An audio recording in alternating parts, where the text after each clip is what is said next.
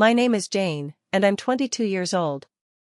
Most people think being a twin means you have a built-in best friend, someone who shares everything with you. They're wrong. At least in my case. My twin brother, Jake, and I couldn't be more different, and our parents made sure I knew which one of us mattered more. Jake was the athlete, the popular one, the golden son who made our parents proud at every turn. I was the quiet one who spent too much time reading and not enough time impressing anyone who counted.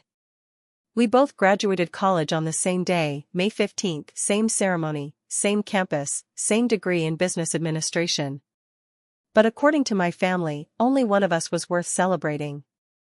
The signs had been there for years, but graduation day would be when everything became crystal clear. The morning of graduation, I woke up at 6 a.m., excited and nervous. For years of hard work, countless late nights studying in the library, and pushing through courses that challenged me in ways I never expected. I'd maintained a 3.8 GPA while working part-time at a local coffee shop to pay for my books and expenses. Jake had barely scraped by with a 2.5, but he was the star quarterback, so grades didn't seem to matter to anyone. I put on my carefully chosen graduation outfit and navy blue dress I'd saved up for months to buy and headed downstairs. Mom was in the kitchen making Jake's favorite breakfast, blueberry pancakes with extra syrup. Dad was in the living room polishing his good camera, the expensive one he only brought out for special occasions. Ready for the big day? I asked cheerfully. Mom glanced up briefly from the stove. Oh, you're graduating too. I almost forgot. The words hit me like a physical slap, but I forced a smile and grabbed a piece of toast, my appetite suddenly gone. At the ceremony, I sat in the designated graduate section while scanning the stands for my family. They were easy to spot. They had brought flowers, balloons, and a huge banner with Jake's name written in bold letters. Nothing for me. Not even a small sign.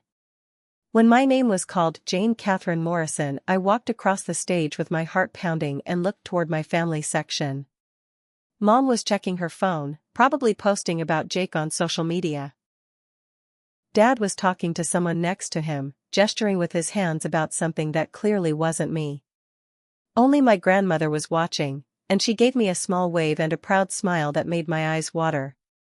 When Jake's name was called 5 minutes later, they erupted like he'd just won the Super Bowl. Cheering, taking pictures, Dad even stood up and whistled loudly. I felt invisible sitting in that cap and gown, surrounded by hundreds of people but completely alone. That's when I realized this wasn't just favoritism anymore. This was complete erasure of my existence. After the ceremony, families gathered on the perfectly manicured lawn for photos.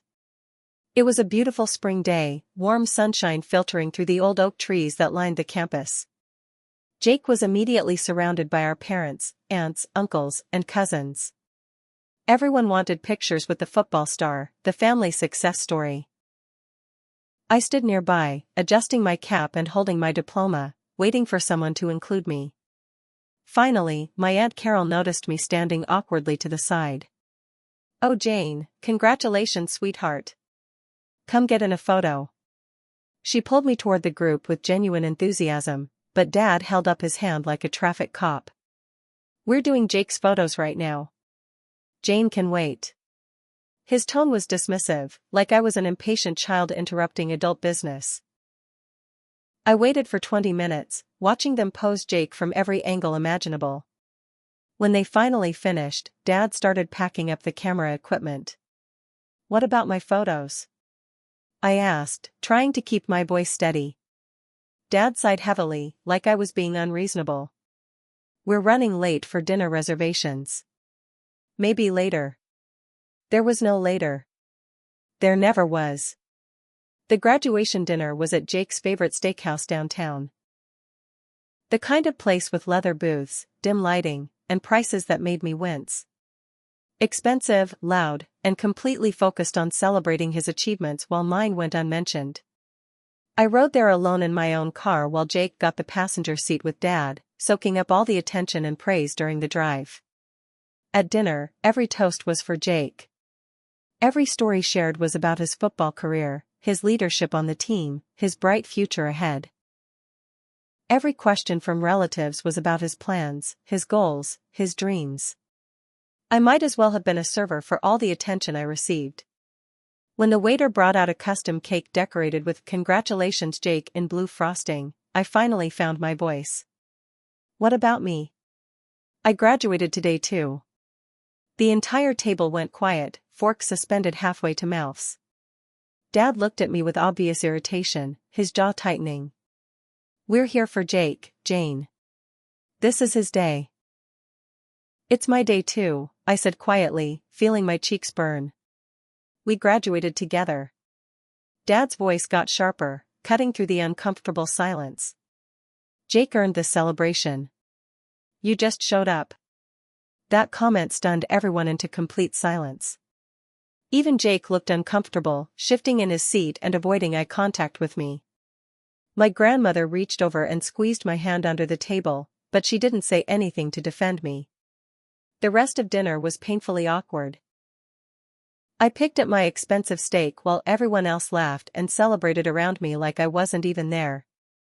When the check came, nearly $400 for the table, Dad looked at me expectantly. You're working now, right? Time to start contributing to family expenses. I stared at him in disbelief. You want me to pay for a dinner celebrating someone else? He shrugged casually, like it was the most reasonable thing in the world. It's called being responsible. Learning to take care of family. I pulled out my wallet with shaking hands and threw down $200, probably more than my fair share. Then I stood up, my chair scraping loudly against the floor. Congratulations, Jake, I said, looking directly at my brother. And with that, I walked out. Behind me, I heard Dad's voice carrying across the restaurant, always so dramatic. Just like her mother's side of the family. I drove home in complete silence, not even turning on the radio. My hands gripped the steering wheel tightly as I tried to process what had just happened. This wasn't just about graduation. This was about 22 years of being second place in my own family, of being the afterthought, the backup plan, the less important twin. I thought about all the times Jake got the bigger bedroom when we moved houses. The better Christmas presents that cost twice as much as mine. The first choice of everything from vacation destinations to family movie nights. I thought about how my parents bragged endlessly about his touchdown passes but never once mentioned that I'd made the dean's list 3 semesters in a row. How they paid for his car when he turned 16 but told me I needed to earn mine through work. By the time I pulled into my apartment complex, the sadness had transformed into something else entirely. I wasn't just hurt anymore. I was angry. The cold, calculating kind of angry that sharpens your focus instead of clouding it. I was done being invisible. Done being the family disappointment. Done begging for scraps of attention and affection. The next few days passed without a single call from my family. No congratulations text, no how are you doing check-in, nothing. It was like graduation had never happened for me, like I'd imagined the whole thing. I went to work at the marketing firm where I'd landed a full-time position starting 2 weeks after graduation. The office was modern and bright, with floor-to-ceiling windows and motivational quotes on the walls. My boss, Amanda, was a sharp woman in her 30s who actually seemed to care about her employees.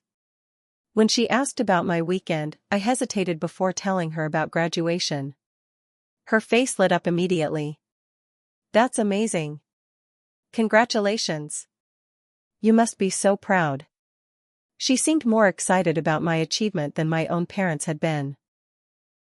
It felt strange and wonderful having a virtual stranger show more genuine interest in my accomplishment than my own family. That's when I started to realize something important, something that would change everything. The people who truly mattered would see my worth without me having to beg for it. The people who didn't weren't worth my time or energy. Even if they shared my DNA. 2 weeks later, I was settling into my new routine when my phone buzzed with a text from Jake. Hey sis, can you help me out? I need to borrow some money. I stared at the message for a full minute, amazed at his complete audacity. He hadn't spoken to me since graduation dinner, hadn't acknowledged how horribly our parents had treated me, hadn't even sent a simple congratulations text. And now he wanted money. I texted back, trying to keep it neutral, "How much?" His response came immediately, like he'd been waiting by his phone, "5,000. Dad finally cut off my allowance and I have some debts I need to handle." $5,000. That was more than I made in 2 months at my entry-level position. My heart rate picked up as I typed back, "What kind of debts?" His response made my blood pressure spike, "Just some credit card stuff. Party expenses from college. You know how it is." No, I absolutely did not know how it was. I'd never had credit cards I couldn't pay off, never spent money I didn't have on parties and frivolous things. I'd worked through college while he partied. I didn't respond to Jake right away. Instead, I did something I'd never done before in my entire life. I said no. It took me an hour to work up the courage, but finally I typed, "Can't help you." His response was immediate and furious, "Seriously? I'm your brother." The entitlement in that message was staggering. "Brothers support each other," I replied, my fingers trembling slightly. "When have you ever supported me?" He didn't answer that question. Instead, he went straight to our parents. Within an hour, my phone was ringing. Mom's name appeared on the screen, and I knew exactly why she was calling. "Jane, honey, Jake told me you won't help him. He's in real trouble here." I almost laughed at the irony. "I'm not his personal bank account, Mom." She sighed dramatically, the same way she did when I disappointed her as a child. "This is what family does, sweetheart. We help each other out in tough times. Like you helped me feel included at graduation?" I asked pointedly. The line went completely quiet. Then, without another word, she hung up. That night, Dad called. His tone was sharp and commanding, the voice he used when he expected immediate obedience. "You're helping your brother. That's final." "No," I said simply, surprised by how steady my voice sounded. Dad's voice rose to a level I rarely heard. "Excuse me? You don't tell me no, young lady." For the first time in my 22 years of life, I didn't back down from his anger.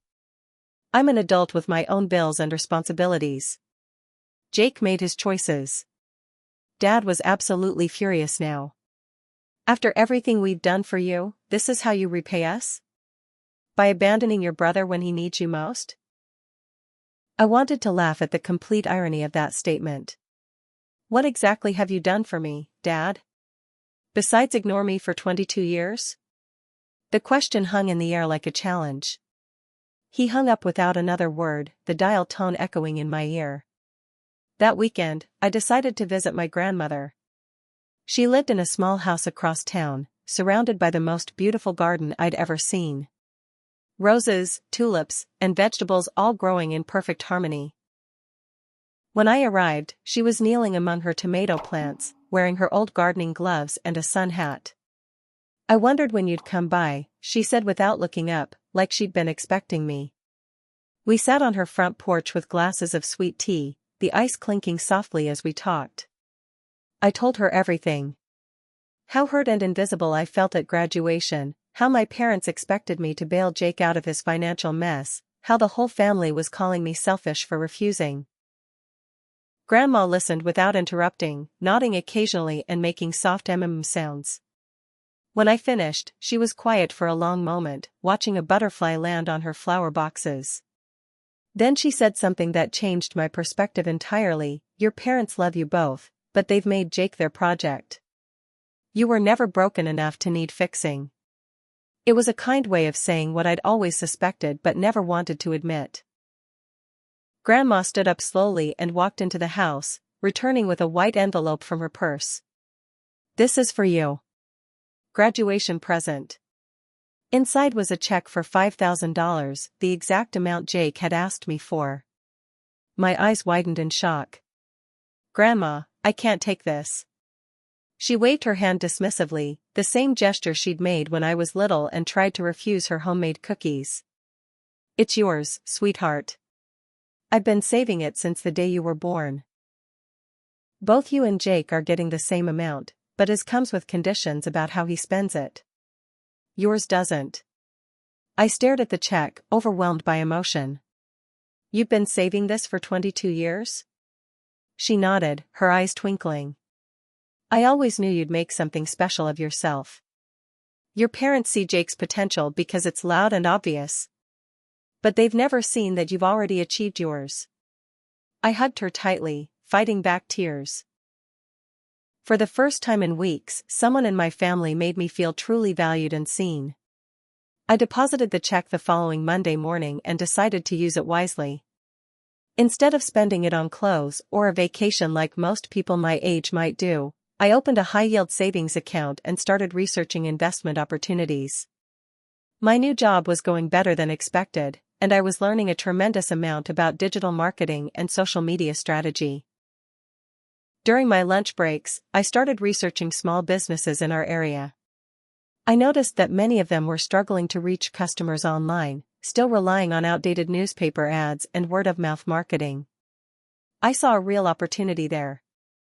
I spent my evenings after work building a portfolio website and reaching out to potential clients, offering social media management and digital marketing services. Within a month, I had landed my first 3 customers. A local bakery, a boutique clothing store, and a family-owned restaurant. It wasn't much money yet, but it was mine. Something I'd built from scratch without anyone's help, interference, or judgment. Meanwhile, Jake's financial problems were apparently getting much worse. I heard through family gossip that he'd been gambling online, sports betting, poker, even some cryptocurrency investments that had gone terribly wrong. He owed money to some serious people, the kind who don't just send polite reminder letters. Dad had to bail him out with $10,000 from their retirement fund, money they couldn't really afford to lose. Mom was constantly stressed, worrying about Jake's safety and their financial future.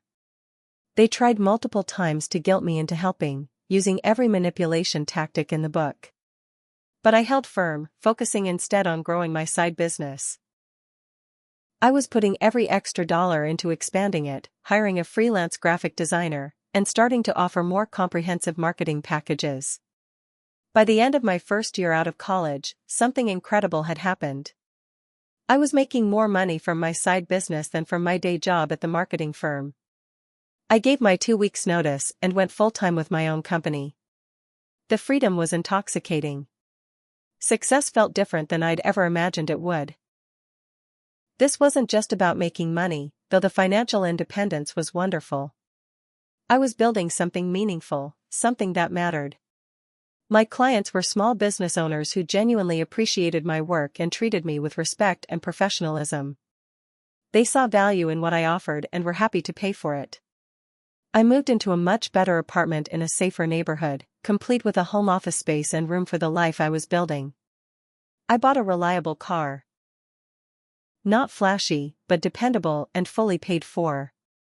I started investing in stocks and putting money into a retirement account, things my parents had never taught me but I'd learned through research and determination. For the first time in my life, I felt genuinely proud of myself and my accomplishments. And the best part? I'd built it all without my family's help, support, or even acknowledgement. They still barely knew I existed, which used to hurt but now felt liberating. I wasn't waiting for their validation anymore. I was creating my own worth and success. 2 years after graduation, an elegant white envelope arrived in my mailbox. It was an invitation to Jake's engagement party. He was marrying his college girlfriend, Brittany, and the party was being held at the most expensive country club in town. The invitation was addressed only to me, not and guest, which told me exactly how welcome I was expected to feel. I almost threw it away without opening it, but curiosity got the better of me. I wanted to see how my family would treat me now that I was genuinely successful, now that my business was thriving and I owned my own home. I decided to go, but on my own terms. I bought a beautiful new dress, black, elegant, and expensive enough to make a statement. I was going to show up ready for whatever they might throw at me. The party was everything I expected it to be. Expensive decorations, fancy catered food, and my parents playing the role of proud hosts to their social circle. When I walked in, Mom's face tightened visibly. She clearly hadn't expected me to actually come, and she definitely hadn't expected me to look so put together and confident. The party was in full swing when I arrived, with about 50 people mingling around the country club's elegant ballroom. Crystal chandeliers cast warm light over women in designer dresses and men in expensive suits. Jake looked genuinely surprised to see me, but he came over and gave me an awkward hug that felt more like a photo opportunity than genuine affection. "Hey Jane, thanks for coming. You look really good." We made small talk for a few minutes, but it felt forced and unnatural, like we were strangers trying to be polite. He asked about my job, and when I told him about my business, his eyes widened with what looked like surprise and maybe a hint of jealousy. "You're really making good money doing that?" I nodded confidently. "More than I ever imagined possible." He looked around nervously, then leaned in closer, lowering his voice. "Actually, I've been meaning to call you. Brittany and I are planning this big wedding, and we're running a little short on funds. I was wondering if you might want to contribute to make it really special." There it was. The real reason I'd been invited. Not as a sister celebrating her brother's happiness, but as a potential ATM to fund their expensive dreams. I looked at Jake for a long moment, studying his face. He looked older, more stressed than I remembered. There were dark circles under his eyes, and his smile seemed forced. "How much are you asking for?" I asked calmly. He shifted uncomfortably, glancing around to make sure no one was listening. "Well, the wedding's going to cost about $50,000 total, and we're about $15,000 short after all the deposits and everything." $15,000. That was more than most people made in 6 months, certainly more than I'd made in my first year after college. "That's a significant amount of money, Jake." He nodded quickly, his words coming faster now. "But you're doing really well now, right? Your business is successful, and it's family. I'd absolutely do the same for you if the situation were reversed." Would he? I seriously doubted that, considering he'd never once offered help or support during my struggles. Before I could formulate a response, Dad appeared at my shoulder like he'd been watching our conversation. "Jane, so glad you could make it tonight. Jake was just telling me about your little business venture." Little business venture. Even my success had to be diminished and minimized. "It's doing very well," I said simply, keeping my voice steady. Dad smiled, but it didn't reach his eyes. "That's wonderful to hear. Then you can easily help your brother with the wedding costs." The assumption in Dad's voice was absolutely infuriating. Not a request, not even a polite ask. Just a flat expectation that I would hand over $15,000 because they had decided I should. "I'll need to think about it," I said carefully. Dad's expression darkened immediately. "What's there to think about? He's your brother, and family comes first."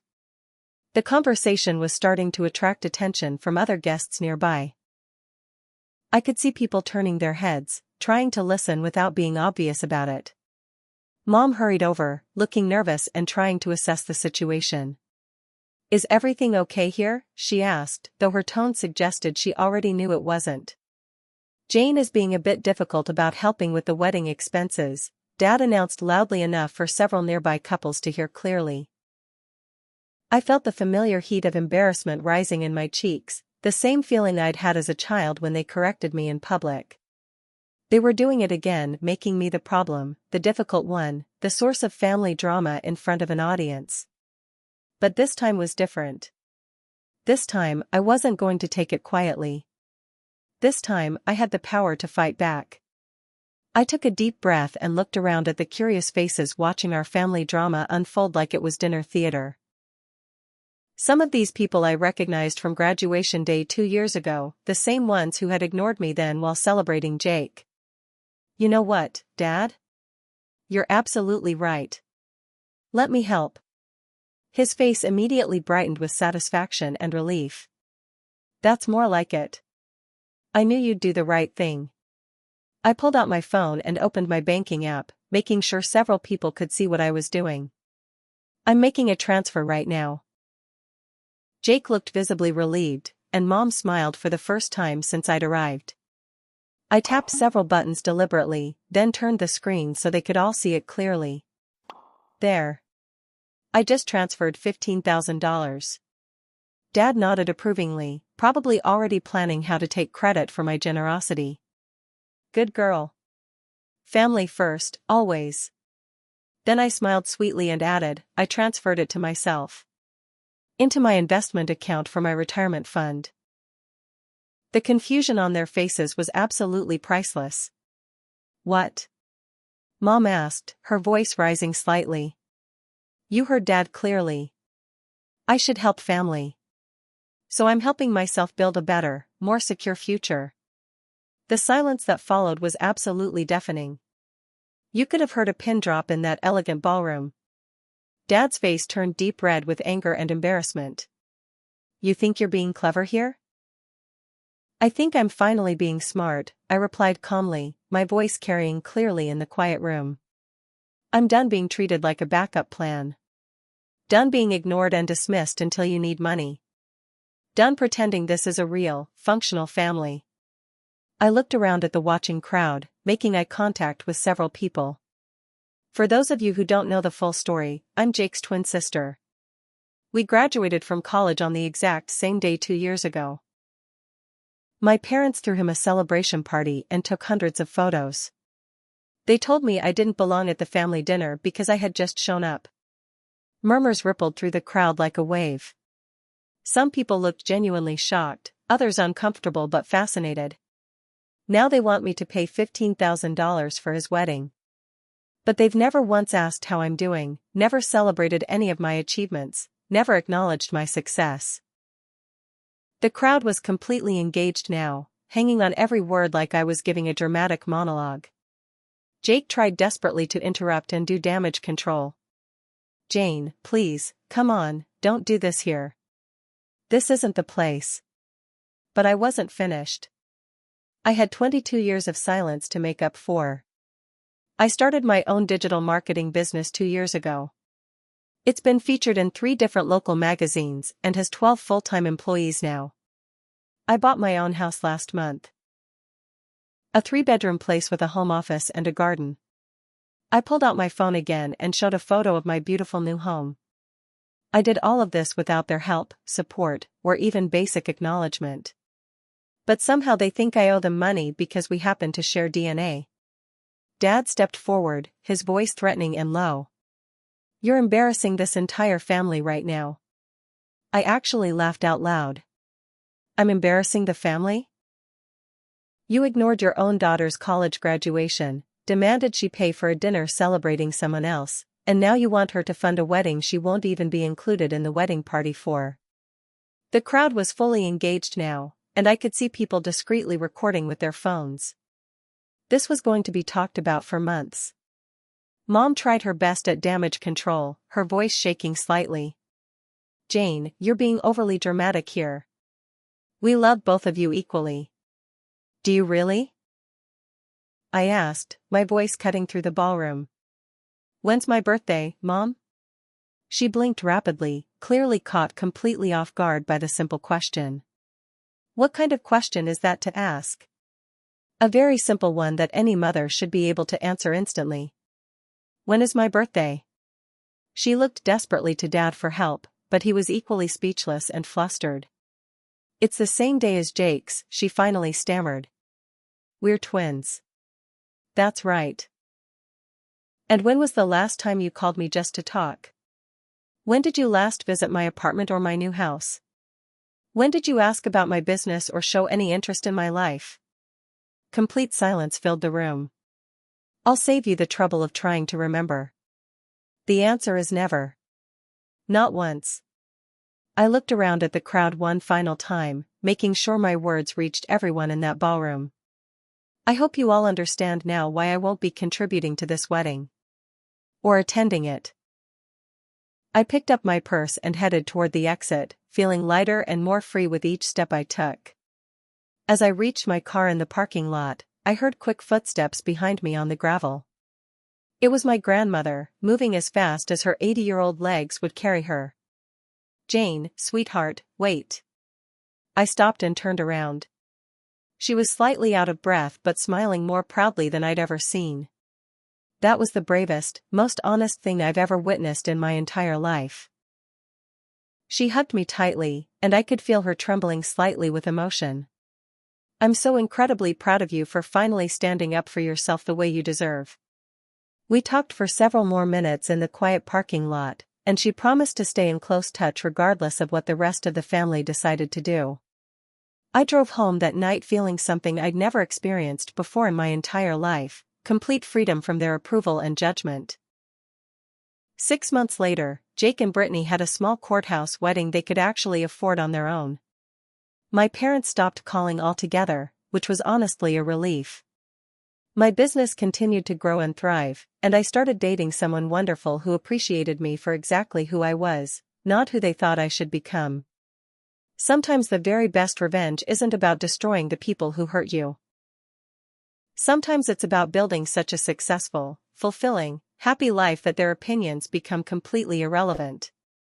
And if you're still listening to this incredible story, make sure to hit that subscribe button because everyone deserves to know they're worth so much more than how others treat them. Thanks for watching.